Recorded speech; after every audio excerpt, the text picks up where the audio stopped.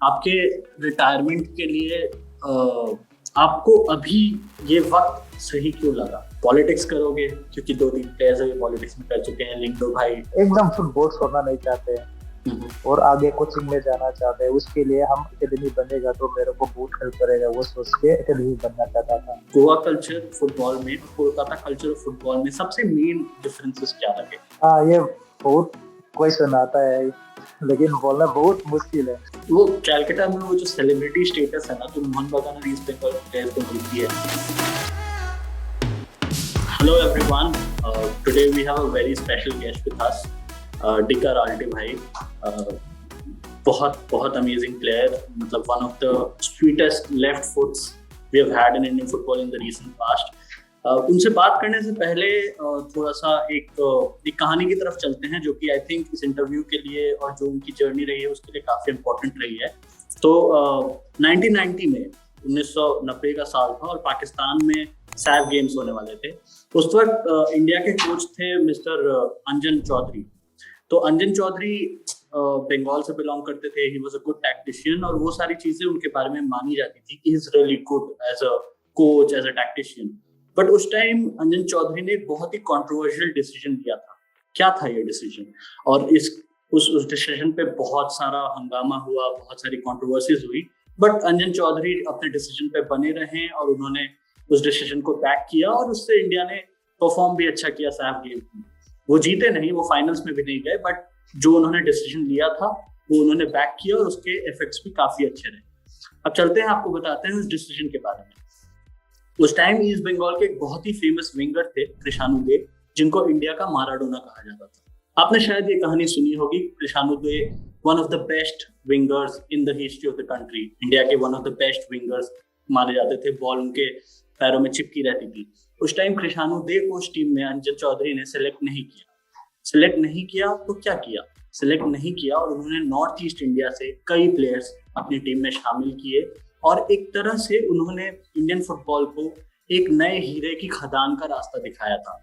Indian football में उसके पहले भी नॉर्थ ईस्ट से प्लेयर्स आते रहे थे, लेकिन वो जो एक मोमेंट था 1990 का जो सैफ गेम्स था, उस टाइम जो उन्होंने रास्ता दिखाया देश को, इंडियन नेशनल टीम में उन्होंने इतने सारे नॉर्थ ईस्ट के प्लेयर्स को लिए। इसके बाद जैसे एक सीरीज सी लग गई, एक लड़ी सी लग गई कि हाँ, अब इंडियन फुटबॉल में नॉर्थ ईस्ट प्लेयर्स की एक्सेप्टेंस बढ़ गई और उन प्लेयर्स ने जिनको अंजन जी ने पिक किया था, उन्होंने अच्छा परफॉर्म किया। तो ये सारी चीजें 1990 में होने के बाद एक दो प्लेयर्स उसके बाद भी आते रहे, लेकिन उसके बाद after the turn of the century 2000 start होने के बाद एक प्लेयर थे शाइलो मामा। उनका लंबा नाम है, सेकंड नेम काफी लंबा है, तो ताकि मैं गलत ना बोलूं इसलिए मैं उन्हें शाइलो मामा ही कहता हूँ और वही उनका निकनेम भी था। तो शाइलो मामा आए नॉर्थ ईस्ट से और उन्होंने मोहन बगान, बहुत बड़े बड़े क्लब्स के लिए खेले। मोहन बगान के लिए बहुत अच्छा कंट्रीब्यूशन किया। उनका एक बहुत यादगार गोल भी है एक कोलकाता डर्बी में, अगर आपको याद हो तो जब मामा आए तो मामा के बाद मतलब वो एक ऐसा ब्रेक अवे पॉइंट था इंडियन फुटबॉल के लिए कि उसके बाद नॉर्थ ईस्ट से बहुत सारे प्लेयर्स प्रोफेशनल डील्स पे आने लगे। और ये जो बहुत सारे प्लेयर्स प्रोफेशनल डील पे आने लगे, इनमें से पहले 1, 2, 5 प्लेयर्स में से एक प्लेयर है जेजे लालरेठुआ, इंडियन टीम के स्ट्राइकर हैं, चेन्नई एफसी के लेजेंड हैं और बहुत सारे गोल्स उन्होंने नेशनल टीम के लिए किए हैं। एएफसी इंडिया जब 2019 में एएफसी खेल रही थी तो उसके जो क्वालिफाइंग कैंपेन थे उसमें जेजे का बहुत अहम भूमिका रही थी। और दूसरे प्लेयर हैं हमारे साथ जो आज जुड़े हुए हैं, हम सबके चहेते डिका भाई।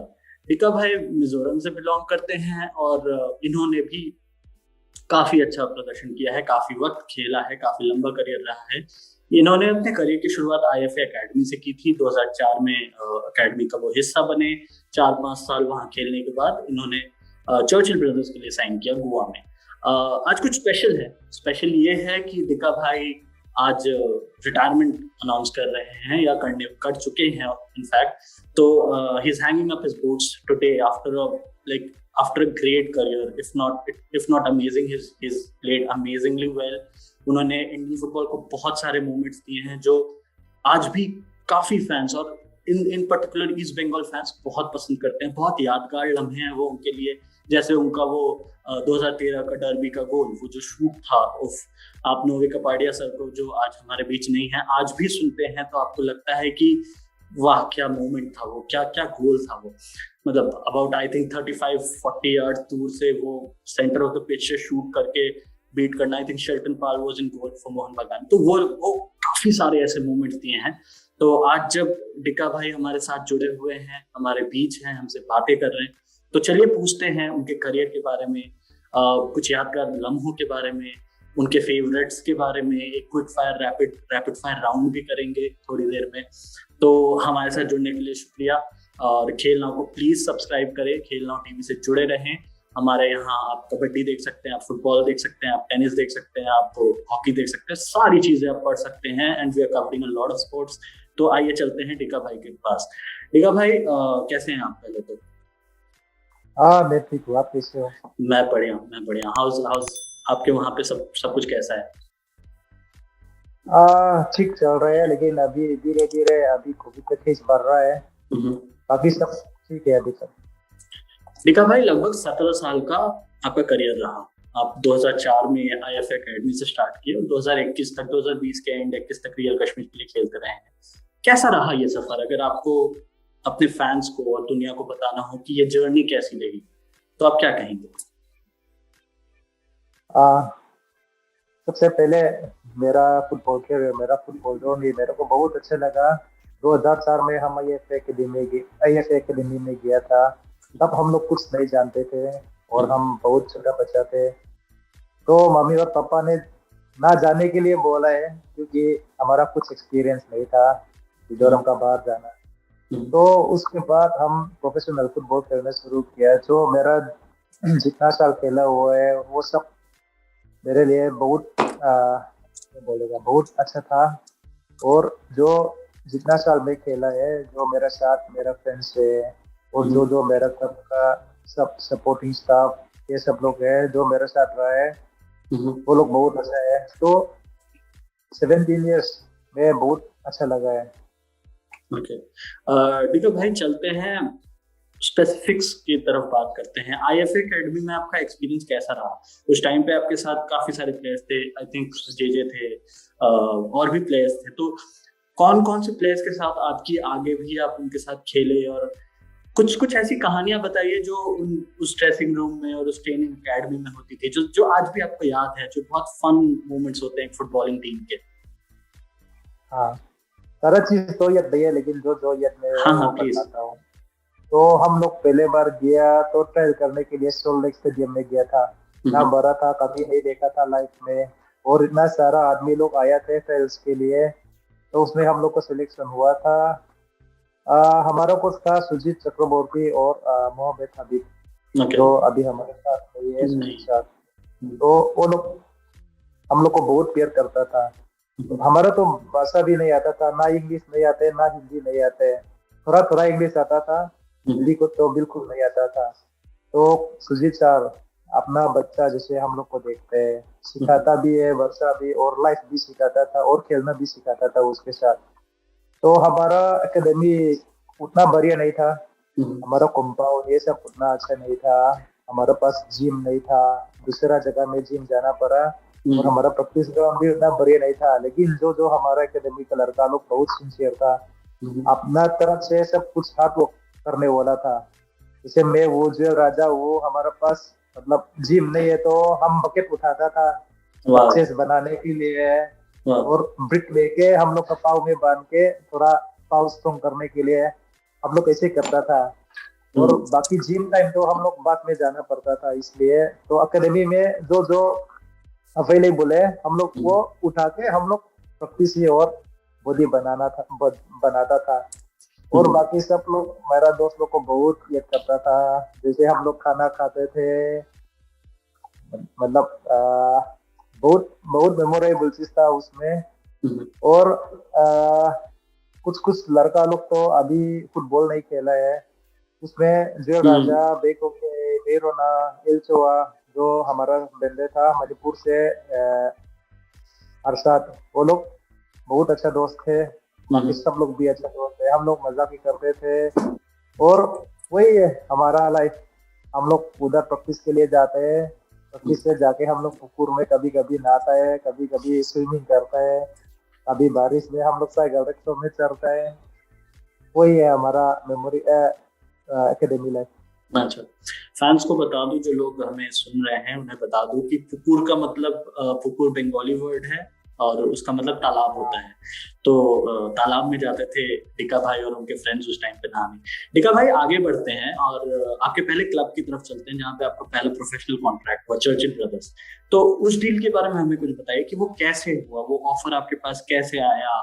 आपके तब एजेंट बन चुके थे, आपके एजेंट नहीं बने थे, डायरेक्टली आपके पास फोन आया, वो कैसे हुआ?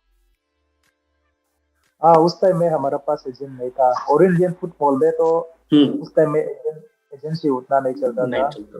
राइट। तो क्लब लोग में यार से डायरेक्ट बात करता था। हम्म। हमारा नेशनल टीम में अंडर 19 में हम लोग रुका था, जे जे हम गुरप्रीत वो लोग। हम्म। उसके बाद कुछ क्लब से ऑफर आया था, मतलब चर्चिल से ऑफर आया था। उस हम्म। टाइम शायद आई लीग में 14 टीम्स होंगे शायद। हम्म। उसके 10 टीम से मेरा ऑफर आया था। ओ, तो नाइस। मेरा पापा और मामी से बात किया तो वो लोगों को कुछ आइडिया नहीं था कौन सा क्लब, ये कौन सा क्लब अच्छा है, कौन सा क्लब खराब है, कौन सा क्लब मेरे को चांस मिलेगा, वो लोग को कुछ आइडिया नहीं था। इसलिए जो हमारा सीनियर्स है रोबार्ट लोग के साथ बात किया। हम्म। तो वो लोग बोल रहे कि पहले गोवा में आपका कैरियर शुरू कीजिए, तभी तो अच्छा होगा। क्योंकि कलकत्ता में थोड़ा सीनियर्स लोग का ज्यादा हम्म। चांस मिलता है, जूनियर लोग को कम चांस मिलता है। हम्म। इसलिए आपका कैरियर गोवा में शुरू करने से अच्छा होगा। हम लोग भी इधर से शुरू किया, चार्चिल से। चार्चिल हम्म। बहुत अच्छा है बोल के मैं चार्चिल में साइन किया था। तो अच्छा। हमारा मैनेजर लोग के साथ बात किया, हमारा ओनर के साथ बात किया, तो अच्छा लगा। तो मैं चार्चिल में साइन किया था, मेरा फर्स्ट प्रोफेशनल। तो चर्चिल का आदमी लोग अच्छा है, मैनेजमेंट लोग अच्छा है। हम्म। और जो चर्चिल का मालिक है, owner of the club, Churchill अला मौसम गया। जी। वो तो फुटबॉल बहुत प्यार करता है। बहुत बहुत प्यार करते हैं, मैं बहुत अरे, प्यार। बहुत अच्छे हाँ, आदमी उस हो। टाइम उस टाइम में भी बहुत छोटा था, बच्चा जैसा था। हम्म। तो मेरे को भी बहुत प्यार करने लगा उसने। तो हमारा दोनों का रिलेशनशिप बहुत अच्छा था। हम्म। जितना साल में चर्चिल में रुका है, मैं बहुत खुश है और मैं बहुत अच्छा लगता है। Amazing, amazing. डिका भाई, आपने एक बात कही कि आपने अपने सीनियर्स से बात की। तो उस टाइम पे कौन ऐसा सीनियर था जिसने शायद आपको इंस्पायर किया होगा, या जिसकी बात आप बहुत सीरियसली लेते होंगे कि नहीं, अगर ये कह रहे हैं, जैसे आज के टाइम पे अगर उदारता से पूछा जाए तो वो कहेगा सुनील छेत्री भाई मेरे लिए एक आइडल टाइप है। तो आपके लिए वो कौन था, वो एक सीनियर प्लेयर कौन था जिसकी एडवाइस आप हमेशा पूछते थे या मांगते थे? पामा भाई तो हमारा सबसे पहले आदमी था जो मिजोरम के लिए प्रोफेशनल फुटबॉल खेला हुआ है। हम्म। लेकिन उस टाइम मामा भाई कलकत्ता में थे, हम्म। तो आप बात नहीं कर पाया। तो हमारे साथ रोबात था। ओके। रोबात हमारा सीनियर है, लेकिन हमारा दोस्त ऐसा है, अच्छा। एकदम मेरा क्लोज फ्रेंड है। हम्म। वो उसके साथ मतलब ज्यादा इंस्पायर तो नहीं बोलेगा, लेकिन हम्म। ज्यादा बहुत एडवाइस उससे ले लिया है। हम्म। क्या करना है, क्या नहीं करना है, कौन सा क्लब जाएंगे, कौन सा क्लब अच्छा है, और मतलब जो कुछ आया है उससे मतलब उसके अंदर कैसे खेलना है, वो एडवाइस बहुत लेता था मेरे बात से। हम्म। क्योंकि एक साथ चर्चिल से एक साथ लेके इस बंगाल में भी हम दोनों एक साथ खेला था और एक ही साथ रहता भी था। अच्छा। इसलिए ओके। मेरे रोबात से बहुत एडवाइस दिया है। बहुत अच्छा, वेरी नाइस, वेरी नाइस। डिका भाई, आगे बढ़ेंगे और आपने बीच में एक क्लब के लिए लोन लोन स्पेल पे आप गए वापस, शायद इंडियन एरोस के लिए, पहला एरोस के लिए आपने कुछ टाइम पे खेला। तो वो बहुत छोटा था। तो अब सीधे आते हैं उस जर्नी पे, उस पड़ाव पे जहाँ पे आप एक लेजेंड हैं। अगर आप टिपिकली देखें और मॉडर्न फैंस के बारे से अगर पूछे तो आप एक लेजेंड हैं ईस्ट बंगाल के लिए। और आपने ईस्ट बंगाल में साइन किया चर्चिल के बाद as a full time professional. तो वो एक कैलकुलेटेड स्टेप था, जैसा कि आपने बताया कि हाँ, आपने चर्चिल में एक्सपीरियंस गेन कर लिया, फिर आप कोलकाता आए, या कि आपको कुछ कुछ अलग हुआ उस टाइम पे कि आपको ईस्ट बंगाल आना पड़ा? तो वो उस टाइम के बारे में हमें कुछ बताइए प्लीज। चर्चिल में हम 2 साल थे। उसके बीच में हम इंडियन एरोस में लोन पे किया था। तो हम लोग चर्चिल में भी अच्छा परफॉर्मेंस किया था शायद। मेरा भी लास्ट आई लीग चर्चिल स्टार्ट में अच्छा परफॉर्मेंस किया। तो उस टाइम में भी हम लोग बचा था, तो बहुत सारा क्लब से ऑफर आए थे, गोवा का सारा क्लब से ऑफर आए थे, डिम्पो और सरगोकर से भी और मोहन बगान से भी आया था। तो उसी टाइम में भी रोबात के साथ बात किया था। तो रोबात उसी टाइम ईस्ट बंगाल में था, तो बहुत काफी बात हुआ था और मोहन बगान लोग के साथ भी बात किया था। लेकिन जब से मैं एकेडमी में था, भाई थोड़ा आगे बात करता हूँ, ठीक है। जब एकेडमी आया था उस टाइम में हम इंडियन फुटबॉल कुछ नहीं जानता था। जब एकेडमी आया था तब हमारा एकेडमी तो divided by two groups, one Mohun Bagan fans and one is East Bengal fans. वो आज भी है भाई, वो आज भी डिवाइडेड है। अभी भी है। उस टाइम मैं भी ईस्ट बंगाल का फैन था, मेरा ड्रीम तो एक बार ईस्ट बंगाल में खेलना था। नाइस। एकेडमी के टाइम से मैं ईस्ट बंगाल का सपोर्टर हूँ। तो चर्चिल से जब ईस्ट बंगाल को हराया था, मैं भी बहुत सोचने लगा, सच बोलेगा तो मोहन बगान ज्यादा पैसा दे रहा था। लेकिन फिर भी मैं ईस्ट बंगाल चूज किया। तो रोबात भाई के साथ बात किया, उधर का मैनेजमेंट और पेमेंट और प्रोफेशनलिज्म सब कैसा है मैं पूछा, तो वो बोल रहे हैं बहुत अच्छा है और हमारा कुछ भी अभी जो है वो बहुत सही है। तो तेरे को भी 3 साल उधर रहा था गोवा में, अभी सही टाइम पे आने के लिए, तो आ जाओ बोल रहा था, इसलिए मैं इस बंगाल साइन किया।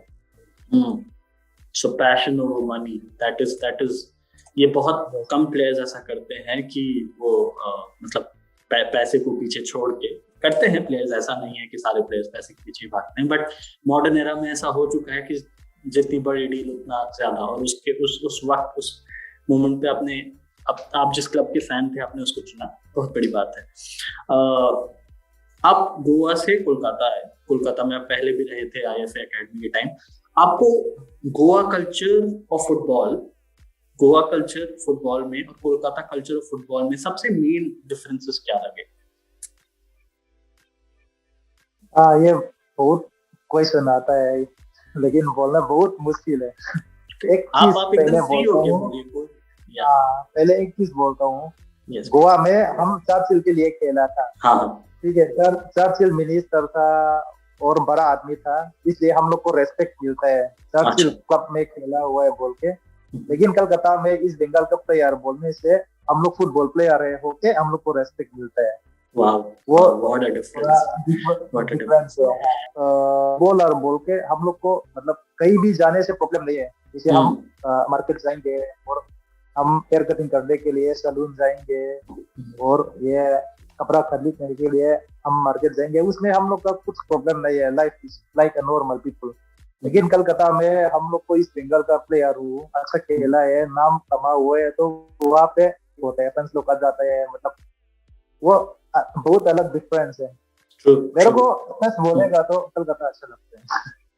वो कैलकाटा में वो जो सेलिब्रिटी स्टेटस है ना, जो मोहन बगान और ईस्ट बंगाल प्लेयर्स को मिलती है, वो अलग है। वो शायद इंडिया में और कहीं भी किसी भी क्लब के फुटबॉलर्स को नहीं मिलती है। ये आपने बताया एक्सटर्नल डिफरेंसेस की, कल्चर में क्या है और लोग कैसे परसीव करते हैं और पब्लिक कैसे देखती है आपको और आप कितनी फ्रीडम आपको मिलती है। अब आप मुझे ये बताओ कि इंटरनली क्या क्या डिफरेंसेस हैं, लाइक फुटबॉलिंग कल्चर में क्या क्या डिफरेंसेस है। जैसे कोलकाता में देखा जाए तो बहुत ज्यादा स्ट्रेंथ ट्रेनिंग बहुत ज्यादा होती है, बहुत ज्यादा दौड़ने पे फोकस करते हैं कोचेस। गोवा में बहुत ज्यादा टेक्निकल एबिलिटी पे फोकस किया जाता है। I think I heard that from a lot of players. तो आप मुझे बताओ आपके हिसाब से डिफरेंसेस क्या क्या हैं गोवन फुटबॉल के कल्चर में for players and Kolkata football के कल्चर में फॉर प्लेयर्स? गोवा में प्रेशर नहीं मिलता था, फंस से प्रेशर नहीं मिलता है, और हम अच्छा खेला खराब खेला हो उतना प्रेशर नहीं मिलता था गोवा में। The only pressure come from the owners. लेकिन कलकत्ता में पूरा सारा प्रेशर होता है।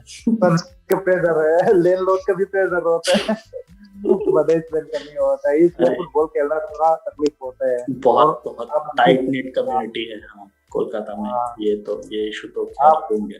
जिसे सुना है सारा प्लेयर लोग तो जो बोल रहे हैं वो सही है। गोवा में हम लोग थोड़ा टेक्निकल फुटबॉल खेलते हैं, ग्राउंड अच्छा होता है वहाँ पे और गर्मी ज्यादा होता है, तो हम लोग को हिट एंड रन और ज्यादा भाग नहीं सकते हैं गर्मी वेदर में। तो हम लोग को बॉल रख रहे हैं, हम लोग प्रैक्टिकली फुटबॉल थोड़ा ज्यादा खेला हुआ है। कलकत्ता में तो मॉर्गन का अंदर और इसके अंदर में तो हम लोग बहुत प्रैक्टिकली फुटबॉल खेला हाँ है हाँ। एयरको का अंदर।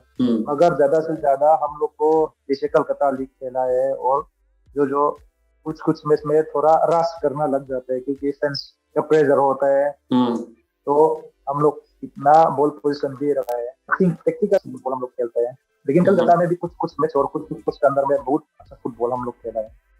बिल्कुल बिल्कुल, बहुत अच्छा फुटबॉल खेला है। जब आप इस बारे में बता रहे हो बहुत अच्छा फुटबॉल खेला है, तो चलते हैं 2013 में आप लोग ईस्ट बंगाल के लिए आपने एएफसी कप खेला, सेमीफाइनल्स तक पहुंचे, और मेरे हिसाब से, एंड जो लोग काफी टाइम से इंडियन फुटबॉल देखते हैं, मेरे हिसाब से वो if not of all time, इतिहास में नहीं भी तो 2000 के बाद one of the best Indian footballs थी।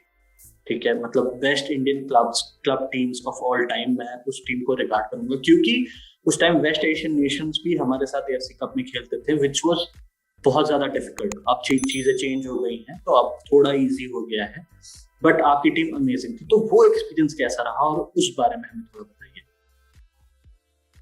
उसी साल का आप लोग का टीम काफी अच्छे थे, और जो मेन थिंग है हमारा टीम का रिलेशनशिप, सबका फ्रेंडशिप, और वो बहुत अच्छे थे, इसलिए हम लोग बहुत सेमीफाइनल तक एएफसी कप में भी पहुंच पाया। और उस टाइम में हमारा कुछ अलग अलग था, लेकिन जो भी कुछ आया है हम लोग को प्लेयर्स लोग को अंडरस्टैंडिंग किया था जो कैसे खेलना है, इसलिए हम लोग बॉल रख के टेक्निकली फुटबॉल खेल के हम लोग अच्छा खेला था। हम लोग यूए के साथ सेमीफाइनल खेला हुआ था, उधर पे हम लोग हारा हुआ है, लेकिन बहुत हाई होप था और अच्छा फुटबॉल भी खेला था हम लोग।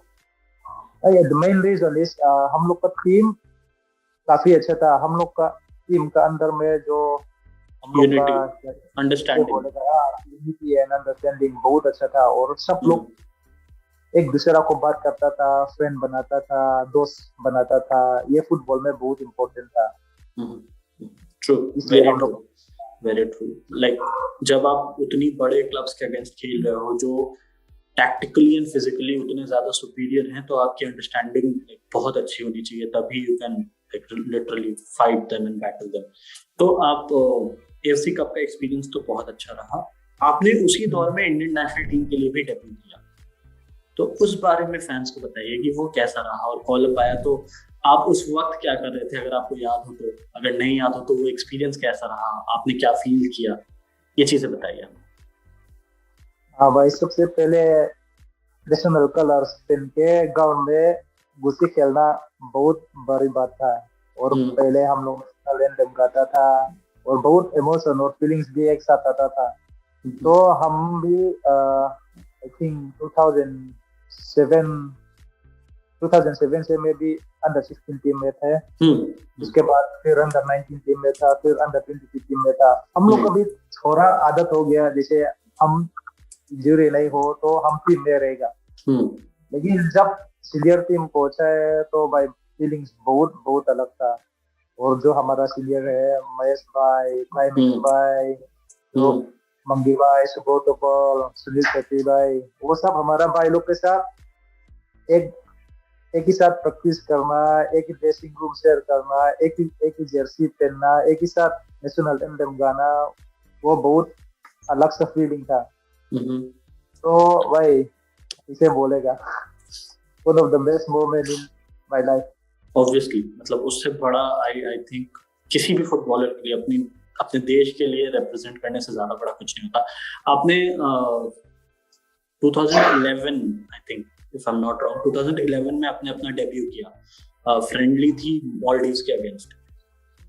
क्या था वो मैच आपके लिए, कितना इम्पोर्टेंट है, क्या फीलिंग थी वो बताइए प्लीज।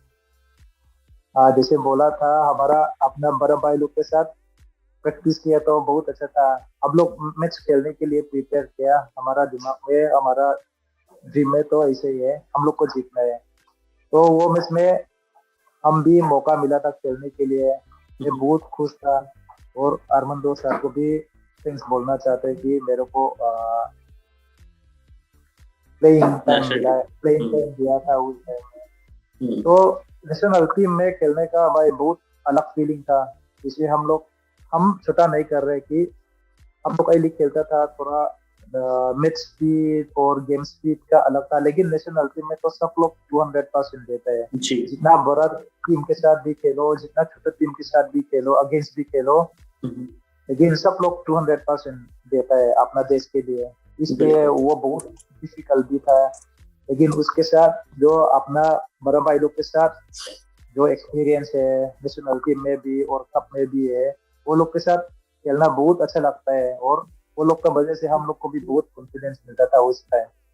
I'm sure, अलग वो बहुत अमेजिंग फीलिंग होगी, आई एम श्योर। डीके भाई, आपने अरमांडो सर की बात की, अरमांडो कोलासो सर, आपने उनके अंडर नेशनल टीम में डेब्यू किया, आपने शायद उनके अंडर ईस्ट बंगाल में भी खेला।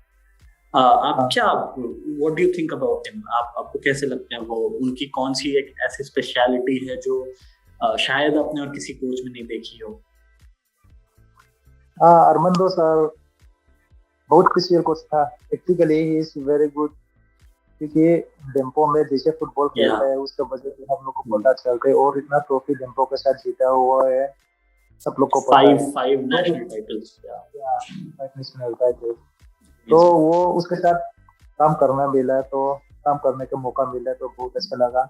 अरमांडो सर हमेशा बोलते हैं कि ग्राउंड जाने के पहले enjoy the game, enjoy your football. वो मेरे को बहुत अच्छा लगता है। अगर तू एंजॉय नहीं करेगा तो जीतने से भी फायदा नहीं है। इसलिए हमेशा एंजॉय करो बोलता है। तो वो हमेशा फुटबॉल को बॉल के साथ एंजॉय करने के लिए बोलता था। इसलिए हम लोग बॉल पोजीशन रखते हैं, फुटबॉल के एंजॉय करते हैं। ग्राउंड में प्रेशर नहीं डालता है उसमें प्लेयर्स को, मतलब ये करो वो करो, ये क्यों नहीं करता है, ऐसे बात नहीं करते हैं कभी भी। इसलिए मैं उसको बहुत अच्छा लगा। उसके अंदर खेलने में बहुत मजा आता है, कुछ प्रेशर नहीं है। We always enjoy the game. दो और कोचेस के बारे में बात करेंगे। एक के अंडर आपने बहुत खेला है, एक के अंडर आपने शायद बिल्कुल नहीं खेला है। पहला है मॉर्गन सर। मैं उनसे कभी मिला नहीं, बट उनकी भी जो टैक्टिक्स थी 4-2-3-1 ही मोस्टली वो यूज करते थे, लाइक कोलासो सर। और दूसरे हैं सुभाष भौमिक, जो अभी हमारे बीच नहीं है, उनका रिसेंटली ही पास्ट अवे। सो आप कभी सुभाष भौमिक सर से मिले या उनसे बातें हुई? एक तो ये बताइए हमें, दूसरी चीज, how was it playing under Morgan sir? ठीक है। भूमिक सर के साथ भी भूमिक सर के अंदर में मैं खेला हुआ है। कहाँ पे? चर्चिल में। अच्छा, चर्चिल चर्चिल में, में राइट, और या बंगाल में भी हाँ, मतलब ओके। वो इंटरिम कोच में आया था। अच्छा, हाँ, एक सीजन के लिए, थोड़े टाइम के लिए आए थे यार। हाँ हाँ। चर्चिल में भूमिक सर के साथ खेला हुआ था, लेकिन आज कल उसका डेथ सुना था, मेरे को बहुत खराब लगा था। जो उसके साथ काम किया था बहुत याद आया था। और जैसे हम बोलता था चर्चिल में, मैं बहुत छोटा था, इसलिए वो भी मेरा एक पापा जैसा था। वो कभी मेरा नाम में भी नहीं बुलाता था, ए बेटा आ जाओ ऐसे बोलता था। इसलिए बहुत खराब लगा उसका डेथ सुन के। भूमिक सर मेरी उनसे ना एक बार, एक मैं छोटा सा एक एनेक्डोट दे देता हूँ। मेरी उनसे एक बार मुलाकात हुई थी कोलकाता में। मैं भी फुटबॉल खेलता था, उसके बाद मेरी राइट एंकल की इंजरी हो गई, तो उसके बाद मैंने छोड़ दिया। तो एक बार उनसे मुलाकात हुई थी, वो एक ट्रायल्स करवाने आए थे, तो उन्होंने मुझसे बस एक बात कही थी, बंगाली में कही थी, तो मैं वही बता देता हूँ जो उन्होंने कहा था कि पुनीत, खेला छाड़ देना। इसका मतलब है कि खेलना मत छोड़ना कभी। मतलब अगर खराब खेलते हो, अच्छा खेलते हो, ये उन्होंने नहीं कहा मैं कैसा खेलता हूँ, उन्होंने बस इतना कहा कि खेला छाड़ देना। तो I really respect that man. बहुत अच्छे कोच थे, बहुत सारे प्लेयर्स को उन्होंने तैयार किया, यंग प्लेयर्स को बहुत चांसेस देते थे। तो काफी सारे मतलब I literally I felt the same way. मतलब ऑब्वियसली आप उनसे ज्यादा क्लोज हो, मैं सिर्फ एक बार मिला, but he has had that impact on my life in a very small way, but he has had that. तो हाँ, लेट्स लाइक मूविंग ऑन। आपके हिसाब से मॉर्गन सर के साथ कैसा रहा? मतलब ट्रेवर मॉर्गन जो कोच थे आपके ईस्ट बंगाल में, और वो जो ग्रेट टीम जो है उसके कोच थे। Morgan sir is one of my favourite coach. उसके साथ काम करना बहुत अच्छा लगता है, बहुत मजा आता है, क्योंकि उसमें बहुत कॉन्फिडेंस था। ओके। वो जो उसमें जितना कॉन्फिडेंस था प्लेयर्स में देता था उसने।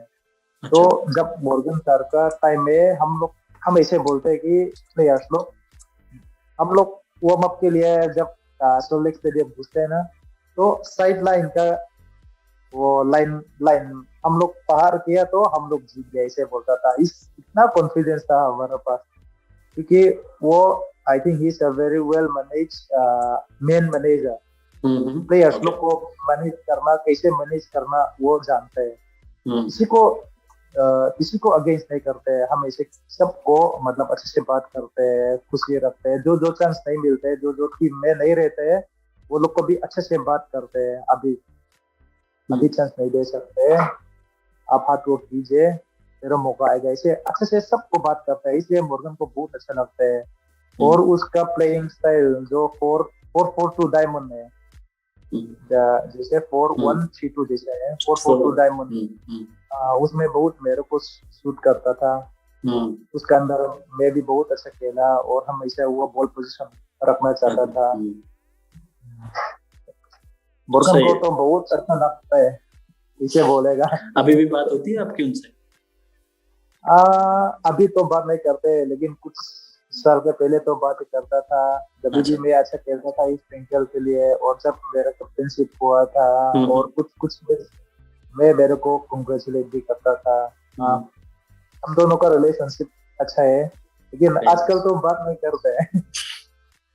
वो बहुत बिजी हो अच्छा गया है आदमी है। इंडिया। हाँ। तो आप, वो जो 3-4 साल का एक गैप था जिसके बीच आप ईस्ट बंगाल के लिए खेल रहे थे, उस वक्त आपने इंडियन टीम के लिए डेब्यू किया, आपने एएफसी कप खेला, उस टाइम की कोई खास मेमोरीज हो आपके पास, कोई खास मोमेंट्स हो जो आप बताना चाहें? कोई भी स्पेसिफिक मेमोरी हो कि हाँ, किसी प्लेयर के साथ हो सकती है, किसी कोच के साथ हो सकती है, आपके फैमिली की हो सकती है, ऑन द फील्ड हो सकती है, तो क्या था वो? हाँ भाई, पहले भी बात चुका था। सबसे पहले बार नेशनल टीम में खेला है, वो one of my favourite moment है। लेकिन लेकिन नहीं बोल रहा हूँ, दूसरा चीज तो जो मैं डर्बी में मोहन बगान के साथ गोल मारा है, हाँ। विनिंग गोल, वो भी बहुत अच्छा लगा है। क्योंकि आप भी जानते हैं कलकत्ता में फुटबॉल कैसे होता है, क्रेजी और ईस्ट बंगाल और मोहन बगान के सपोर्टर्स इतना क्रेजी फैंस होते हैं, वो भी आपको पता है। तो विनिंग गोल ईस्ट बंगाल के लिए स्कोर किया, और सपोर्टर्स के पास सपोर्टर्स के साथ सेलिब्रेट करना बहुत बहुत डिफरेंट थिंग्स है। तो वो दोनों चीज मेरा फेवरेट मोमेंट है।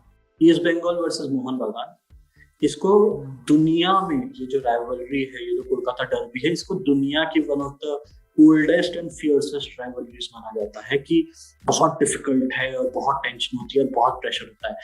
तो ऐसा होता है क्या कि कोचेस इस स्पेसिफिक मैच के लिए कुछ प्रिपरेशंस में कुछ अलग करते हैं, कुछ अलग तरह की ट्रेनिंग करते हैं, या कुछ अलग तरह की मेंटल कंडीशनिंग करते हैं प्लेयर्स को कि बहुत ज्यादा प्रेशर है और ये मैच जीतना ही है, जो कि ऑब्वियसली बाकी मैचेस भी इंपॉर्टेंट हैं, बट ये मैच एक अलग लेवल है, एक अलग स्टेज है। इंडियन फुटबॉल में प्लेयर्स ये मैच खेलने का सपना रखते हैं, तो उसकी प्रिपरेशन में कुछ डिफरेंस होती है क्या? हाँ भाई, बहुत बहुत डिफरेंस होता है। अब ऐसे दोनों क्लब का बैटल होता है, war होता है, दोनों क्लब का war। तो नीतू दा जब से पहले मैं इस बंगाल में गया, तो हमेशा मेरे को बोलता था, ये कहा, इस बंगाल और मोहन बगान का मैच एक टूर्नामेंट है, अगर ये मैच जीता है तो तू एक ट्रॉफी जीता है, ऐसा बोलता था। तो उसके बाद मैं भी कप्तान थे इस बंगाल में, तो हमेशा मेरा प्लेयर को बोलता है, ये मैच फुटबॉल मैच नहीं है, it's a war between two clubs, जो वॉर जीतेगा वही जीतेगा, तो तुम लोग लास्ट तक बैटल फाइट करो, हमेशा बोलता था मैं। इसलिए हम लोग भी मेरा कैप्टनशिप का अंदर में अलेक्जेंड्रो का 2 मैच जीते थे। तो भाई ये प्रिपरेशन बहुत बहुत अलग था। तो हम लोग सबसे पहले फिक्सर आया, आई लीग का फिक्सर, सबसे पहले मोहन बगान का मैच हम लोग देखता था, आगे वाला पीछे वाला नहीं देखते। जर्सी कप है वो हमेशा देखता था।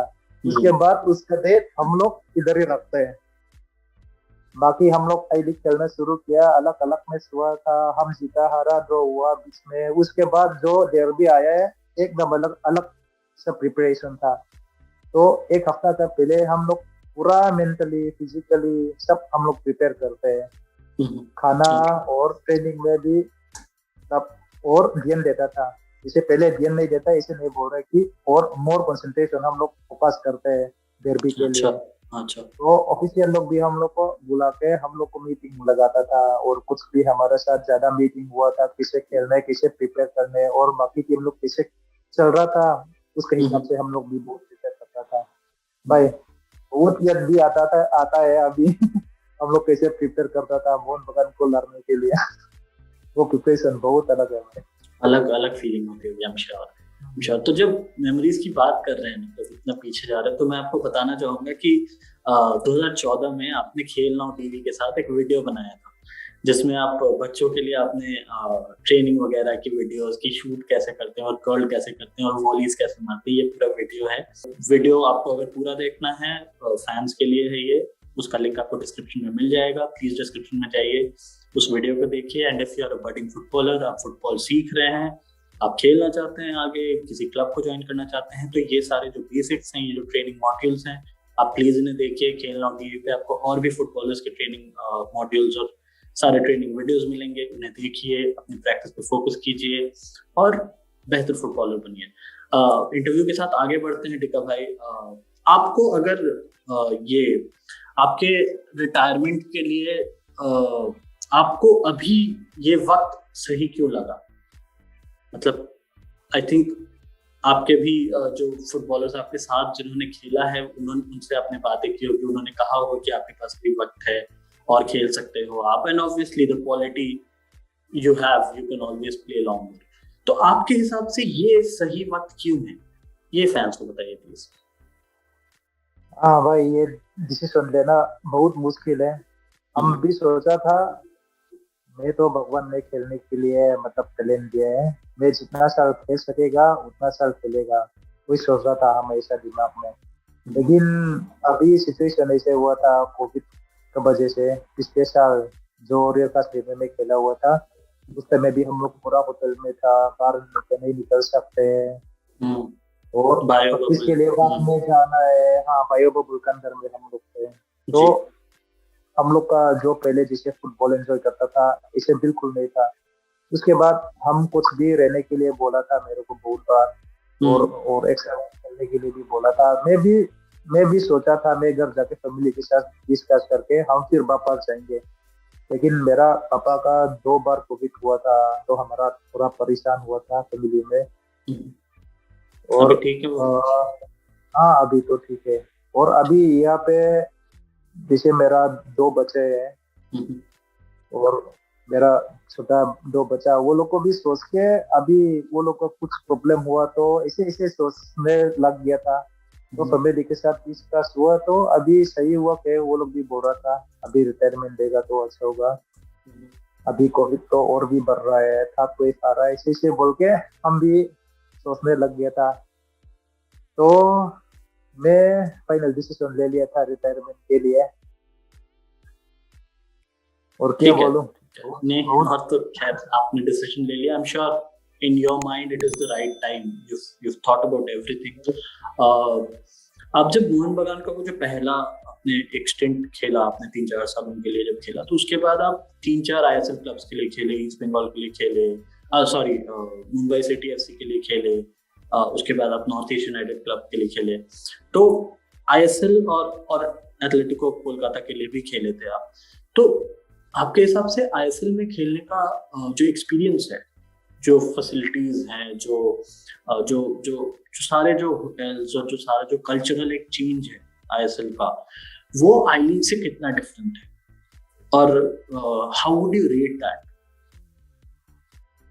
हाँ भाई, ये क्वेश्चन बहुत बार आता है, और मैं भी हमेशा अपना आप को बहुत बार पूछा है आई लीग और आईएसएल कौन सा बेहतर लीग है।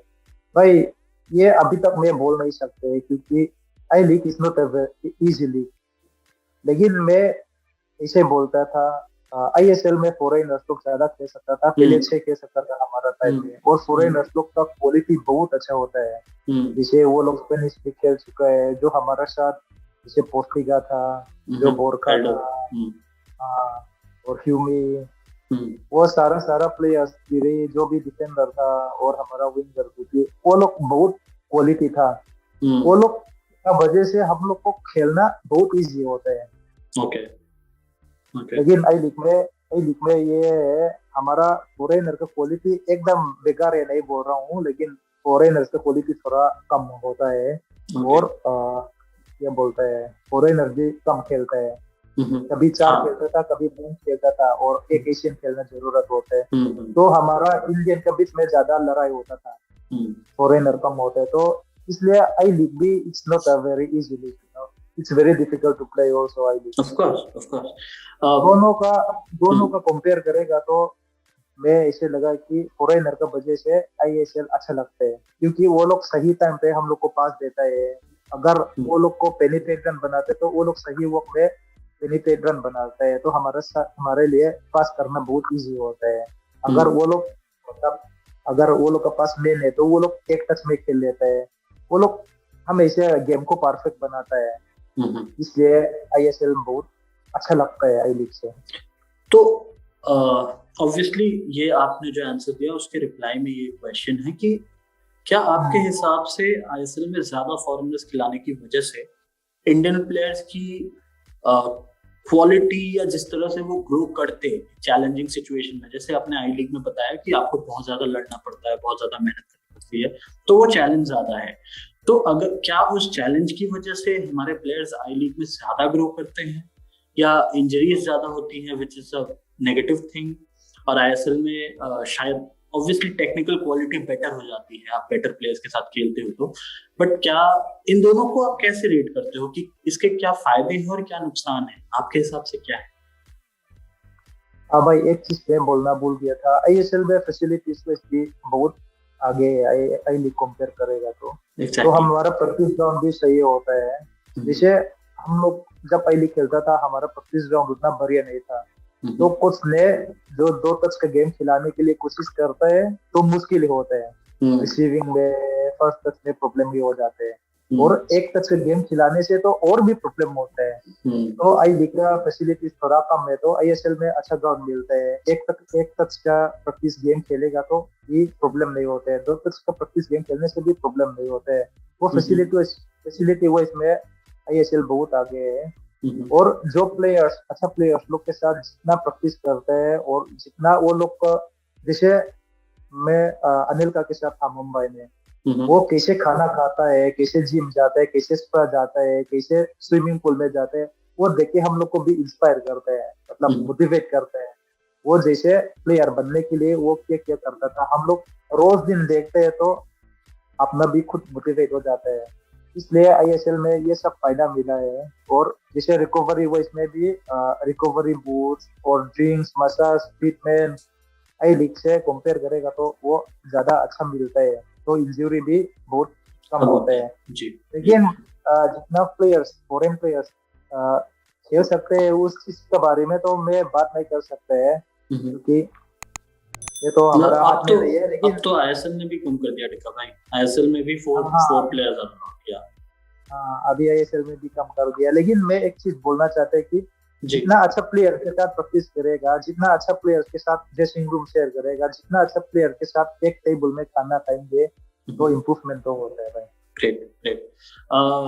डिका भाई ने अभी एनेल्का का जिक्र किया, निकोलस एनेल्का प्लेयर हैं, वो पहले चेल्सी के लिए खेल चुके हैं, आर्सेनल के लिए खेल चुके हैं, बहुत अच्छे स्ट्राइकर थे, क्रिएटिव फॉरवर्ड भी कह सकते हैं आप, लेफ्ट भी खेला है उन्होंने, राइट भी खेला है, और इंडिया जब आए थे तो उन्होंने मुंबई सिटी एफसी के साथ खेला, तो टिका भाई उस क्लब में खेल रहे थे। टिका भाई, नॉर्थ ईस्टर्न प्लेयर्स, ये मैंने वीडियो के स्टार्ट में एक जर्नी बताई, एक कहानी बताई कि ब्रेक अवे कहाँ से हुआ और नॉर्थ ईस्टर्न प्लेयर्स का इंडियन फुटबॉल में जो एमलगेमेशन है वो कैसे हुआ। आपके हिसाब से ये जो जर्नी है ये और स्ट्रॉन्ग कैसे हो सकती है? जैसे what I mean to ask you is कि नॉर्थ ईस्ट प्लेयर्स और कैसे उभर सकते हैं, और मे बी इंडिया से बाहर कैसे जा सकते हैं, उसके लिए do they have to take any other different step, क्या नया करना होगा नॉर्थ ईस्टर्न प्लेयर्स को, क्योंकि technically we have one of the best north eastern players as well, और हार्ड वर्किंग बहुत होते हैं, they can run, we have a lot of examples for that, like Holicharan Narzary, he runs a lot, technically आप देखेंगे तो Chinglensana is good on the ball, जे भाई you know technically one of the most gifted players, Bhaichung obviously one of the legends from India, आप खुद you have such a sweet left foot, तो बाईचुंग भाई obviously he played for a different country, like he played in a different club in a different country, but बाकी सारे players उनको अगर India से बाहर जाना है तो उन्हें क्या करना चाहिए आपके हिसाब से? हाँ भाई, हमारा टाइम से बोलता हूँ मैं, ठीक है। हमारा टाइम में तो हम लोग मडी ग्राउंड में खेलता था, ग्रास बिल्कुल नहीं था मिजोरम में। तो हम लोग कलकत्ता आया तो एकदम टोटली अलग एटमोसफियर था। वहाँ पे गर्मी में भी था, ग्रास भी था, आर्टिफिशियल ग्राउंड भी था। तो हमारा नॉर्थ ईस्ट प्लेयरों के लिए बहुत मुश्किल था क्लाइमेट एडजस्ट करना, खाना एडजस्ट करना, मडी ग्राउंड से ग्रास में खेलना, बहुत सारा चीज, मतलब में हम लोग को बहुत प्रॉब्लम था। लेकिन अभी नॉर्थ ईस्ट का लड़का लोग को भी बहुत अच्छा अपॉर्चुनिटी मिला है, क्योंकि सारा गांव में और सारा लोकल एरिया में अभी हमारा पास आर्टिफिशियल ग्रास है। सही अच्छा ग्राउंड है, जो कलकत्ता में मिलता है, जो गोवा में मिलता है, जो सारा दूसरा जगह में मिलता है। और हमारा अभी ग्रास रूट भी शुरू किया था जब हमारा टाइम में कोच नहीं थे, तो अभी ग्रास रूट भी है, एकेडमी भी है। इसलिए अभी मैं सोच रहा है कि अभी जो नॉर्थ ईस्ट का लड़का लोग बाहर खेलना, जिसे अभी एकदम टॉप लेवल में खेल नहीं सकेगा, जैसे English Premier League, Manchester United, Liverpool, Arsenal, इसमें तो खेल नहीं पाएगा। लेकिन जो सेकंड डिवीजन प्लेयर में खेलना, थर्ड डिवीजन प्लेयर में खेलने के लिए I think they are ready है, वो लोग अभी रेडी है और खेल भी सकते हैं। वो लोग का टैलेंट दिखेगा तो अभी कुछ कम नहीं है। जैसे आजकल का लड़का लोग का एक बहुत अच्छा चीज होता है, डिसिप्लिन है, वो लोग का सेल्फ डिसिप्लिन है और हार्ड वर्क है, और वो लोग का तो टैलेंटेड है, वो तो गॉड गिफ्ट है। सिर्फ अभी वो लोग को एक बार मौका मिलना चाहते हैं। अगर मौका मिलेगा तो वो लोग से अभी कम नहीं है। जैसे स्पेनिश लीग में second tier, English Premier League का थर्ड डिवीजन, अभी मेरे हिसाब से 5 साल भी नहीं लगेगा, उसमें तो हम लोग ज्यादा प्लेयर बाहर खेलेंगे सर। होपिंग क्योंकि मैं नाम नहीं बताऊंगा आपको ऑब्वियसली, और फैंस को भी नहीं बताऊंगा, बट मैं पर्सनली 2 प्लेयर्स को ऐसे जानता हूं जिनके पास बाहर से ऑफर था, बट उन्होंने दे डिड नॉट गो। कई रीजंस रहे होंगे, उनके पर्सनल रीजंस रहे होंगे, I am sure, but offers था नॉर्थ ईस्टर्न प्लेयर्स के पास और वो नहीं गए थे। खैर आगे बढ़ते हैं भाई, एक रैपिड फायर करेंगे, ठीक है? जो पहला आंसर आएगा आपके पास, आपको वो बोलना है, ठीक है? एकदम जल्दी, ठीक है? तो रैपिड फायर राउंड स्टार्ट करते हैं आपका। So 3, 2, 1 go. Favourite Indian footballer of all time? Sunil Chhetri. Favourite Indian footballer who is currently playing and can not be Chhetri? Chhetri के अलावा और कोई? Apoya. Okay, he means Lalit Mavia, who's a midfielder for Mumbai City FC. Okay, favorite under 23 player at the moment? Apoya is under 23. So yeah. Favorite coach you played under? I have 2. Okay. Colin Toll and Morgan. Sorry? Colin Toll. Oh, Colin Toll. Yeah. Colin Toll. Okay. Favorite coach globally, world football में आपका favourite coach कौन है? Arsene Wenger. Okay. Favourite world footballer, world में like global footballer? Zinedine Zidane. Wow, I love him as well. Favourite moment of your career, आपके career का favourite moment? इस Bengal Mohan that match. I think that match happened in 2013. You easily find highlights of that game on YouTube. He has scored a crazy goal. Please go out and check it out. Okay, my favorite club in India? East Bengal. Favorite club of the world? Like, I'm sure Arsenal. Yeah. Okay, bhai, I'm a United fan, so we. Oh, okay. So, what is your favorite hobby, your pastime? Not playing, like when you're not playing football, आप जब football नहीं खेल रहे हो तो आपका favorite hobby क्या है? आपको क्या करना पसंद है? बैडमिंटन। Badminton खेलना. Great. What is your favorite dish? पोक। Pork. Okay. Favorite movie? Could be anything. Like, any Deepika's movie. bhai, cheers to that. I'm a huge fan of Deepika Padukone as well. Oh, I love her. Favorite song? Mexican का। Mexican girl. Okay. Yeah. Thank you, भाई. तो आगे बढ़ते हैं.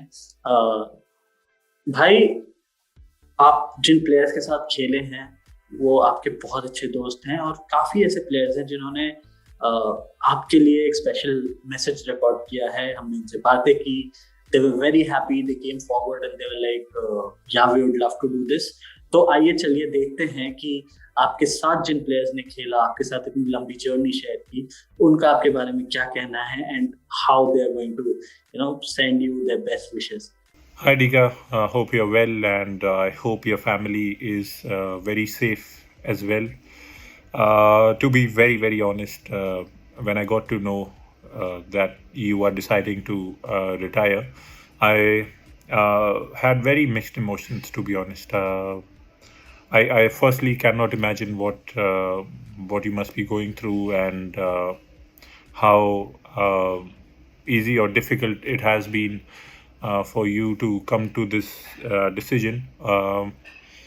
But all in all, you have all our support, and I can still remember those days in 2007 when I saw you, and we started a national team journey together with the under 16s.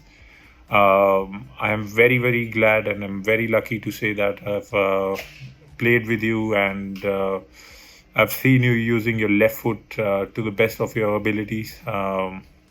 You were a great leader, a great player, and I just want to thank you for all the service that you've given to Indian football. And just man, we are here with you. We are always going to support you. And again, I just want to wish all the very best to you for your future with your family and all your future endeavors which you go out for, because it's never easy to stop doing something which you have been doing for a long time. But again, you have our support and a lot of love from my side to you. Take care. Hello Dika भाई, हम लोग सब डीका भाई बोलते हैं. डीका भाई के साथ मैं बहुत साल खेला, ज़्यादा से ज़्यादा अगेंस्ट में खेला, और 2 साल हम लोग एक साथ खेला. 2 साल एक साथ खेला, या 1 साल ATK में, 1 साल मुंबई में ISL में. और मैं ज़्यादा अगेंस्ट में खेला, वो ईस्ट बंगाल में खेला, मैं ज़्यादा मोहनमान में खेला. तो बहुत साल ही हम लोग, मैं बहुत साल से डीका भाई को पहचानता हूँ.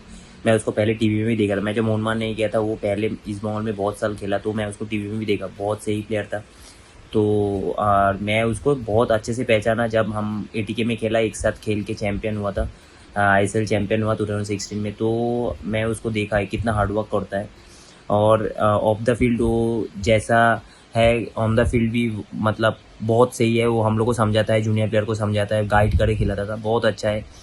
और मैं ये मानता हूँ डीका भाई के लिए नॉर्थ ईस्ट में बहुत प्लेयर आया नया नया. डीका भाई को देख के बहुत प्लेयर आया नॉर्थ ईस्ट से, मतलब आइजॉल से. तो ये डीका भाई का को एक सब लेजेंड मानता है, नॉर्थ ईस्ट में बहुत बड़ा प्लेयर मानता है. और डीका भाई इतना अच्छा खेला, इतना साल. मैं वो रिटायरमेंट ले रहा है अभी. तो मेरा बेस्ट विशेस है. मैं जानता हूँ डीका भाई जो करेगा वो बेस्ट होगा. तो डीका भाई, best wishes for your retirement, and future के लिए भी best wishes. So yeah, we are back. That was such an emotional video. Best wishes, like from one of the superstars, like several superstars of the country, players who Dika Bhai has played with at East Bengal, at the Indian national team, and with like someone with such a long journey and such a distinguished journey. It's like यही यही चीजें दिखाती हैं what makes him a great player and the kind of memories he has left for the people in the ecosystem. आगे बढ़ते हैं और एक सवाल जो बहुत बहुत इम्पोर्टेंट है मेरे जहन में जो है, हिडिका भाई आप रिटायरमेंट ले रहे हो, रिटायरमेंट के बाद क्या प्लान? पॉलिटिक्स करोगे? क्योंकि 2-3 प्लेयर्स अभी पॉलिटिक्स में कर चुके हैं, लिंगडो भाई, Eugeneson Lyngdoh, I am a huge fan of that person, like on the football pitch, मुझे नहीं पता ऑफ द पिच वो अभी कैसे हैं, but on the pitch I am a huge fan. वो अभी पॉलिटिक्स जीत के अभी ही is holding a position as well. Mehtab Hussain has got into politics, फिर उन्होंने छोड़ दिया ऑब्वियसली उसके बाद। आई थिंक भुटिया भाई भी ही आल्सो गॉट इनटू पॉलिटिक्स। तो आपका क्या प्लान है? पॉलिटिक्स है, बिजनेस है, फुटबॉल में ही रहना है, क्या प्लान है? My first plan is I want to, मैं एकेडमी बनना चाहता है। ओके लेकिन अभी पेंडेमिक की वजह से वो सब शुरू नहीं कर सकते हैं।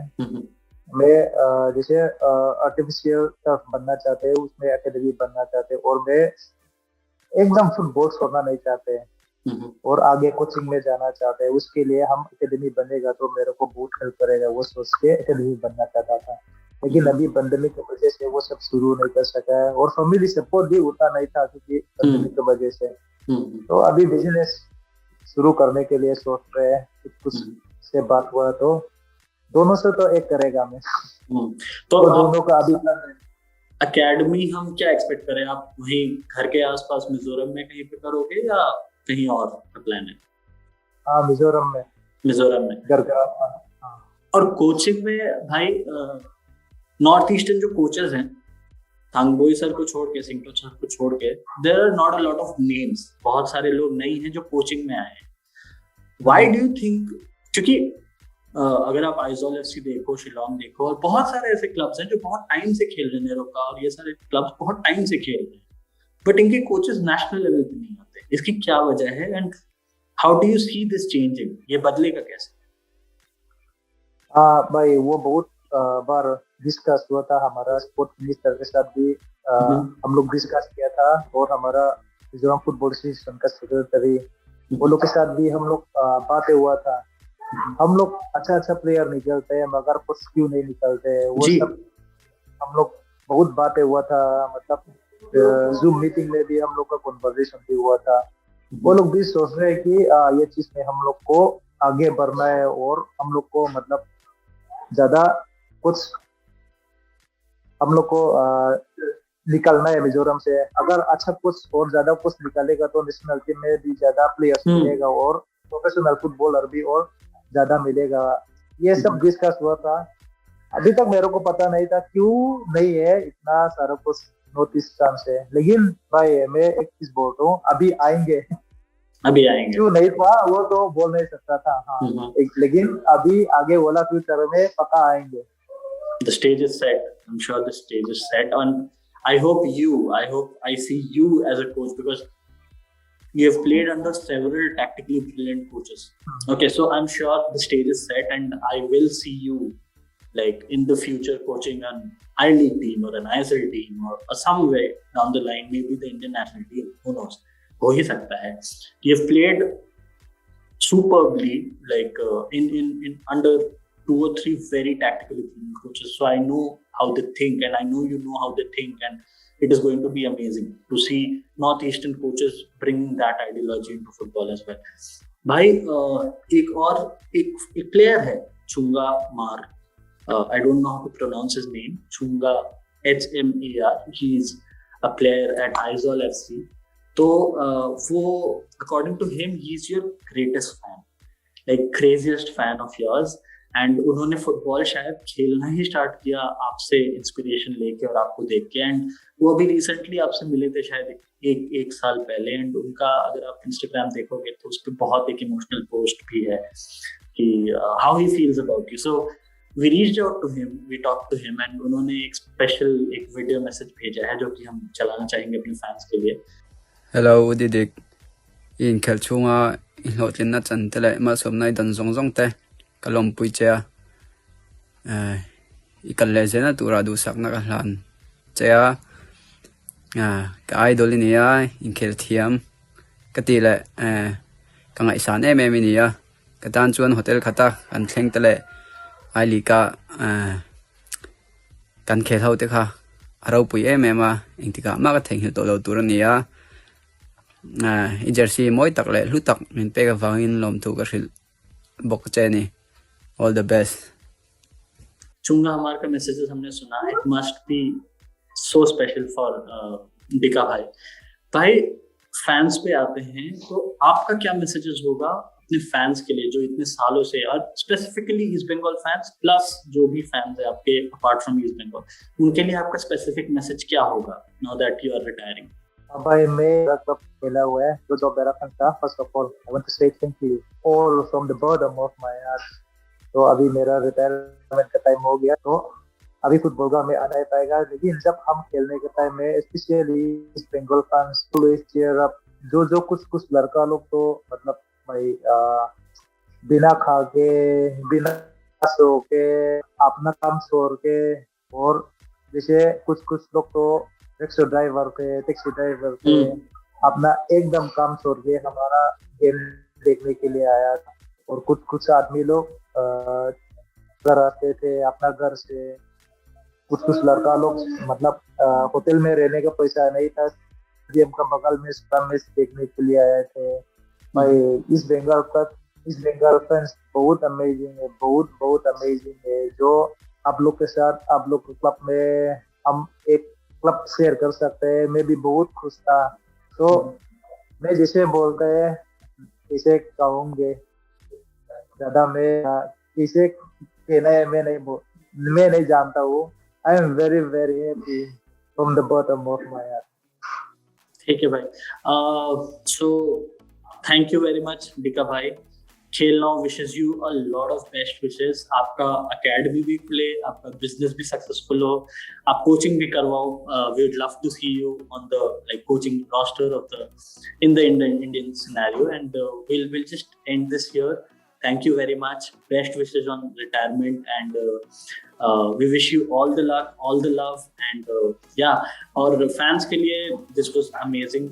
It was great talking to this legend in some sense. So please follow us, please subscribe us. हमारे Twitter handles, हमारे Instagram, हमारे Facebook को follow कीजिए. YouTube पे हमसे जुड़े रहिए, and we'll keep bringing great content to you. That is important. हम आपके लिए ऐसी videos, एनालिसिस वीडियोस और मैच रिपोर्ट्स, मैच हाइलाइट्स, ये सब तो आप देखते ही रहते हैं. तो हमें सब्सक्राइब कीजिए, हमें शेयर कीजिए, और ऐसे लोगों की कहानियां सुनने के लिए, ऐसे लेजेंड्स की कहानियां सुनने के लिए खेल नाउ से बने रहिए. Thank you very much. My name is Puneet Tripathi. I will see you soon again.